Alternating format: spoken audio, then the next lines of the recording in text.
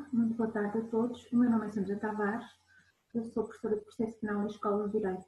do Porto, da Faculdade de Direito da Universidade Católica Portuguesa, e venho aqui abordar a questão da Diretiva da União Europeia 2016-343,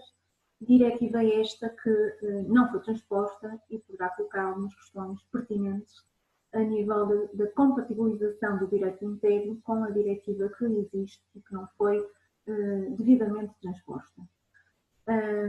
Desde já declaro como ponto de partida que a minha preocupação aqui é de processo penal e não de direito europeu, portanto eu assumo a não transposição como um facto que não vou pôr em causa, mas o que me preocupa é confrontar os direitos materiais que a diretiva consagra e que estão ou não na legislação interna e que problemas poderão advir do facto de eventualmente não estarem devidamente consagrados na legislação interna. Posto isto, deixem-me minimizar aqui a janela e passar à minha apresentação. Ora bem, a diretiva, como eu já disse, prende-se com questões de processo penal, mais concretamente direitos fundamentais do arguido, concretamente sobre estes dois aspectos. Reforço de questões ligadas à promoção da inocência e reforço do direito do arguido comparecer efetivamente no seu julgamento. Quanto à presunção de inocência, o que está aqui em causa não é, obviamente, afirmar o princípio. Este princípio é um princípio clássico que já conhecemos a nível do direito interno, internacional, europeu, mas dar contextualização e concretização em alguns aspectos muito terra a terra, vá lá, do procedimento.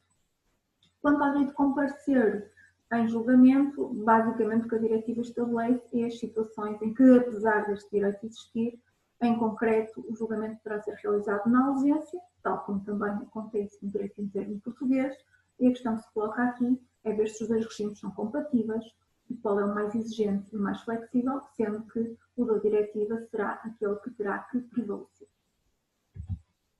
Ora bem, como eu já deixei referido, de facto a diretiva não foi transposta, pelo menos não foi transposta em tempo oportuno.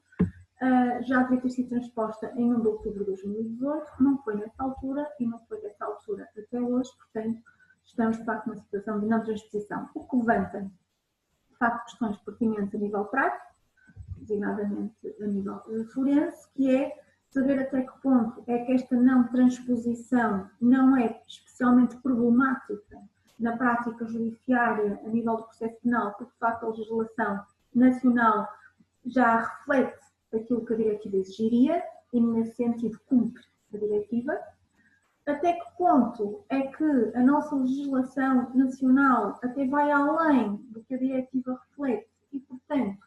por força da cláusula de não regressão, a diretiva é cumprida até por excesso, o que também não causa nenhum problema, a nível da não transposição. Onde a não transposição, de facto, é e pode ser problemática, é ao detectarmos, se detectarmos, aspectos em que aquilo que a diretiva impõe vai além daquilo que o direito interno concede como direitos do arguido. E, nesse sentido, encontramos uma desconformidade, e esta desconformidade não só exige a alteração da lei interna para efeitos de transposição, como cria um problema na medida em que a transposição não foi tempestiva. Posto isto, e numa visão muito simplista, como comecei por dizer, dado o tempo disponível para esta apresentação, sou de opinião que os aspectos que venham referidos na diretiva relativos ao reforço de certos aspectos da presunção de inocência estão satisfeitos pelo direito interno português, ou seja, neste sentido o direito português já cumpre, independentemente da transposição da diretiva ou não. Onde me parece que isso não acontece é no reforço do direito de comparecer em julgamento do arguido em processo penal. Parece-me que, de facto, há uma desconformidade entre a diretiva e o direito interno e, nesse sentido, poderão ser criados problemas a arguidos concretos que se deparem com esta divergência e impõe-se, diria, uma alteração da lei quando finalmente for transposta a diretiva.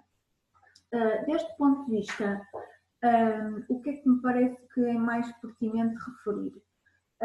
Desde logo,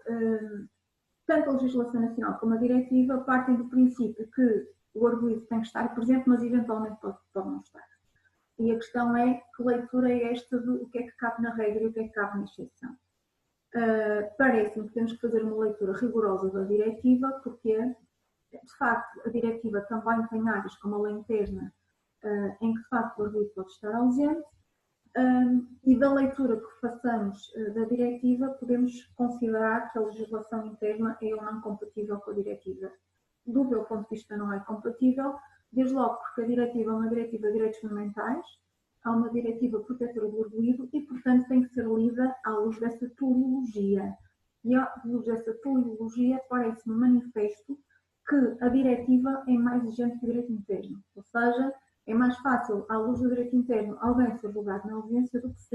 será à luz da diretiva. E, nesse sentido, a legislação interna fica aquém, não cumpre a diretiva, o que é problemático no presente e será problemático ou exigirá uma intervenção legislativa para acabar com esta divergência. Ora bem, indo ao concreto, o que é que a diretiva diz? A diretiva diz que, em princípio, o sujeito está presente, tem esse direito. Depois, tem situações em que o sujeito até pode não estar presente, pressupondo que ele sabe que vai do julgamento e quais as consequências não comparecer, e depois, em determinadas outras circunstâncias, ainda se admite que o sujeito, mesmo que seja eventualmente julgado na ausência, terá direito a uma reação específica à decisão tomada, porque poderá recorrer com nova produção de prova ou poderá solicitar um novo julgamento. Isto é o que diz a diretiva. O que é que diz o direito interno? O direito interno, aparentemente, ainda é mais reforçado, porque o direito interno não se baseia no paradigma do direito a comparecer. O direito interno baseia-se no paradigma da obrigatoriedade da presença do arguido. Portanto, é mais que um direito, que apela, digamos, à voluntariedade, mas é uma figura institucional. Portanto, pressupõe-se que a obrigatoriedade de comparecer, independentemente da vontade do arguido nesse sentido. Só que depois, na exceção, constata-se que muito facilmente se passa da obrigação de comparência para a hipótese de ser julgado na ausência, designadamente por causa do regime de notificações que há em processo penal português. O nosso regime de notificações pressupõe uma notificação que é meramente presumida e isto, em determinadas circunstâncias concretas, parece-me gravoso porque, efetivamente, por uma série de vicissitudes, podemos admitir que alguém está a ser julgado na ausência e esse alguém, efetivamente, nem sequer tem consciência de facto. Parece-me que a diretiva é mais exigente, no sentido da pessoa ter que saber que vai haver julgamento e quais são as consequências da sua não comparência. E, portanto, parece-me que, deste ponto de vista,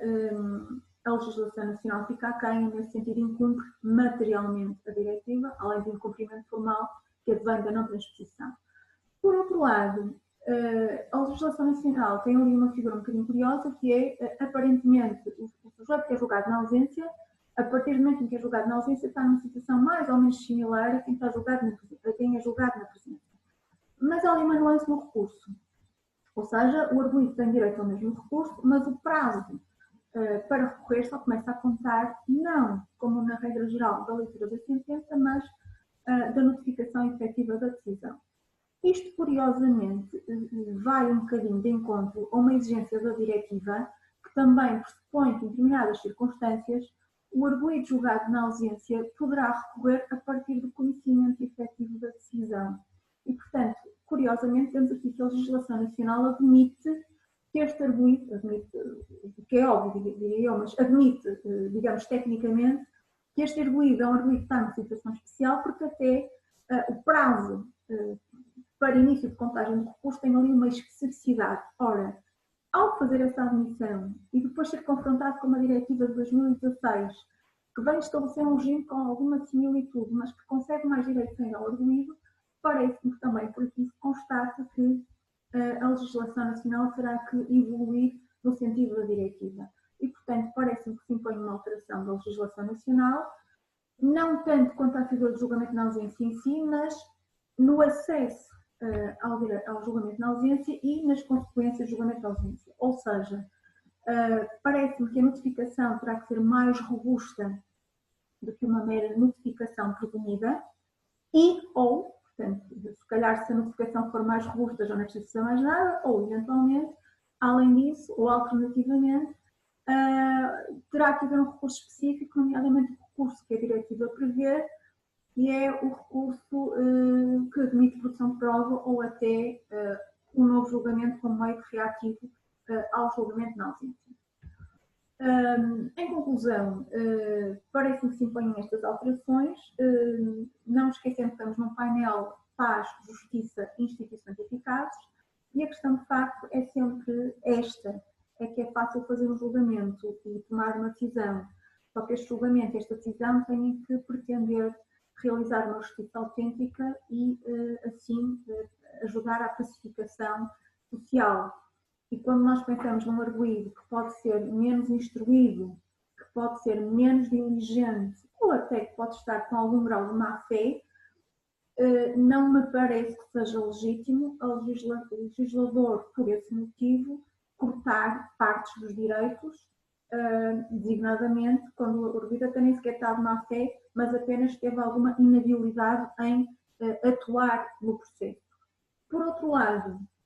a questão da garantia da eficácia da atuação das instituições é fundamental. O julgamento na ausência em Portugal já foi manifestamente proibido e tornou a ser reintroduzido, exatamente porque senão a judicatura muitas vezes ficava paralisada, não se conseguia realizar julgamentos e o processo ficava paralisado, o que não era, obviamente, útil